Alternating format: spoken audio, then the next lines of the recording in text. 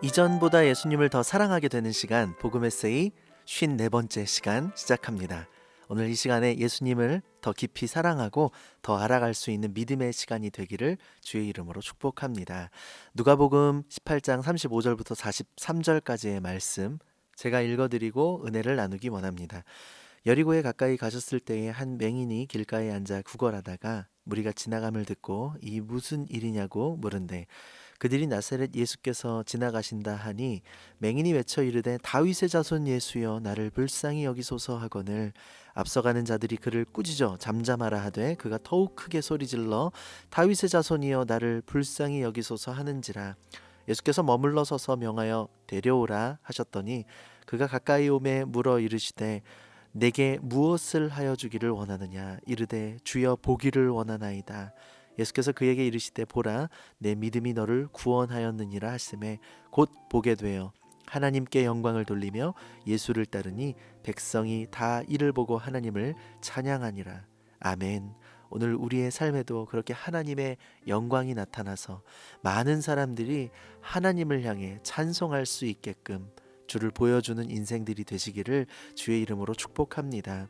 이 맹인은요, 공관복음, 마태복음, 마가복음, 누가복음 이 세 복음서를 공관복음이라고 하거든요.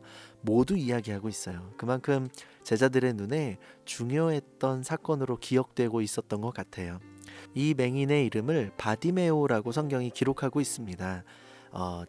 디메오의 아들이란 뜻이에요. 딱히 이름이 없는 불쌍한 사람이었죠. 근데 이 사람이 예수님에 대한 소문을 들었습니다. 예수에 대한 소문을 듣고 그는 예수를 직접 만나본 적은 없지만 그를 믿었던 것이죠. 아, 그분이 하나님의 아들이시겠다. 그가 우리가 찾고 기다렸던 메시아일 수 있겠다. 본 적 없었던, 만나본 적 없던 예수의 능력을 믿었던 것이죠. 그래서 사람들은 이 맹인에게 나사렛 예수가 지나간다 이렇게 말을 해요. 사실 나사렛 예수라는 이 말의 의미는요, 이 나사렛이라는 지역 자체가 워낙 촌동네, 시골 동네, 사람들에게 무시받던 동네였기 때문에 나사렛 예수라는 말 자체가 뭐 나사렛에서 온 예수라고 이야기할 수도 있지만 좀 예수님을 조금 이렇게 무시하는 그런 의미의 말일 수도 있습니다. 그럼에도 불구하고 이 맹인은요, 사람들은 그를 가리켜 나사렛 예수라고 말해줬지만 맹인이 외쳐 이르되 다윗의 자손 예수여 라고 부르는 거죠. 여러분, 다윗의 자손이라는 호칭은 뭐예요? 왕이라는 뜻이에요.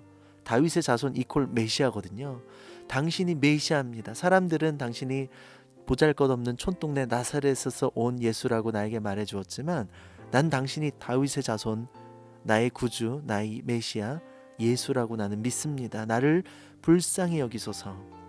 본 적 없고 또 만난 적 없고 한 번도 대화 나눠보지 않았던 예수에 대한 믿음이 맹인에게 있었던 것입니다. 믿음은요, 믿어져서 믿는 게 아니에요. 믿기로 결심하는 행동이 바로 믿음입니다. 목사님, 저 정말 믿고 싶은데 믿어지지가 않아요. 어떡하죠?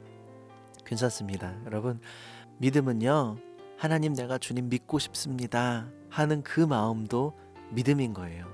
진짜 마음 가운데 막 확신이 들고 그런 믿음도 좋지만 불안하고 두렵지만 하나님 내가 주님 손 붙잡고 싶습니다 라고 고백하는 믿음 앞에 하나님이 여러분들의 믿음을 이끌어 가실 것입니다. 나이아가라 폭포 아시죠, 여러분? 미국과 캐나다 사이에 있는 그 나이아가라 폭포에서는요, 옛날부터 외줄타기 하는 사람들이 많았거든요. 고개사들이.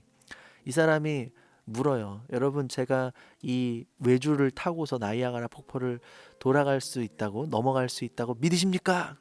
예, I believe, 믿습니다. 막 사람들이 말하죠. 그럼 제 등에 엎혀보실 분 있으십니까? 없죠. 못 믿는 거예요. 말은 믿겠다고 하지만 실제로 행동이 안 나서는 거예요. 한 사람이 조심스럽게 손을 들고 제가 한번 엎혀보겠습니다. 진짜 그 사람이 믿음이 있어서일까요? 아니에요. 어쩌면 두렵고 떨리고 진짜 할 수 있을까? 이 사람 등이 엎였다가 괜히 죽는 거 아니야 같이? 이런 두려운 마음이 있었을 수도 있을 거예요. 하지만 한번 내가 믿어보겠습니다. 확신이 들진 않지만 정말 내가 한번 결단해 보겠습니다. 당신 등에 엎여 보겠습니다 라는 마음으로 행동한 것, 그것을 우리는 믿음이라고 말할 수 있거든요. 오늘 맹인이요, 예수 그리스도를 믿었습니다. 이 믿음은 어떤 믿음인지 우리가 다 알 수 없지만 그를 향해서 다윗의 자손 예수여라고 주님을 분명하게 고백했습니다. 믿음 생활을 시작하면요, 여러분 반드시 어려움이 있고요. 그리고 주님 앞에 더 가까이 나가려고 하면 그렇게 방해가 있어요. 39절에요. 그렇게 맹인이 예수님을 부르고 외쳐 이렇게 부르짖는데 앞서가는 자들이 그를 꾸짖습니다. 야, 조용히 해. 너 같은 맹인이 무슨 주님 만나겠다고 방해하고요, 무시하고 박해받아요. 근데 그럴수록 더욱더 크게 소리질러 다윗의 자손이여 나를 불쌍히 여기소서. 여러분의 믿음 생활 가운데 하나님 앞에 더 예배하고 가까이 가고 싶은데 여러 가지로 여러분 방해받을 때가 있어요.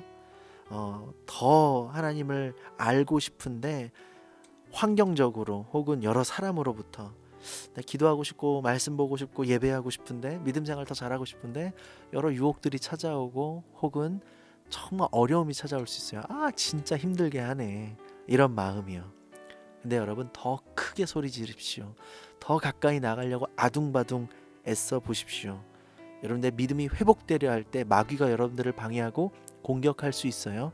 하지만 더 크게 주님 앞에 부르짖며 나갈 때에 주님 만나 주실 줄로 믿습니다. 결국 응답하세요. 예수님이 가까이 데려오라 말씀하시고 물어보십니다. 내게 무엇하여 주기를 원하느냐? 주여 보기를 원합니다. 마치 옛날에 카드사 광고처럼 주님 당신의 능력을 보여주세요. 내가 믿습니다 라고 고백한 거죠. 보여주세요 라고 고백하는 그에게 예수님 뭐라고 하시죠? 보라. 얼마나 멋있어요 우리 주님. 보고 싶어요. 봐라. 내 믿음이 너를 구원하였다. 예수님이 이 맹인 보면서 기분이 좋으셨을 것 같아요. 왜냐면요 여러분, 우리 주님은요 믿음의 사람들을 만나실 때 행복해 하십니다. 주님은 믿음의 사람들을 찾고 계십니다. 그들의 눈을 만지시고요, 마음을 어루만지시고요, 그들을 회복시키십니다. 그리고 그들은 예수님을 따르는 하나님의 영광을 나타내는 사람들이 됩니다.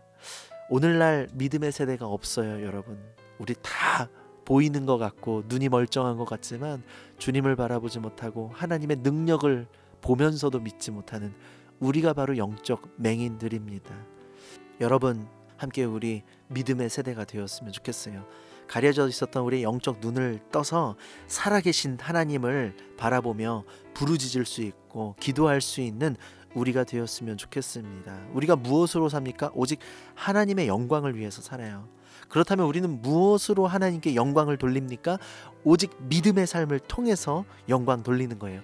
그렇다면 믿음이란 것이 무엇입니까? 믿음은 보이지 않는 것을 바라보는 것이죠. 믿음은 바라는 것들의 실상이요 보이지 않는 것들의 증거니. 여러분, 맹인은요 눈이 안 보이는 사람을 말하지만 영적 맹인들이 있어요. 바로 저와 여러분들. 하나님을 바라보지 못하고 하나님의 영광 나타내지 못하는, 이제 주님을 더 간절히 찾읍시다. 주님께서 여러분들의 삶을 회복시키실 것입니다. 그렇게 믿음으로 하나님을 바라보며 세상 가운데 주의 영광 나타낼 수 있는 저와 여러분들이 되시기를 간절히 소원합니다. 주님을 믿을 때에, 그리고 주님께 부르짖으며 간구할 때에 하나님께서 응답하실 줄로 믿습니다. 날마다 모든 방해와 또 어려움 속에서도 주님께 더 가까이 나가고자 노력하는 저와 여러분들 되시기를 축복합니다. 지금까지 복음 에세이의 진행자 저는 권복음 목사였습니다. 사랑합니다.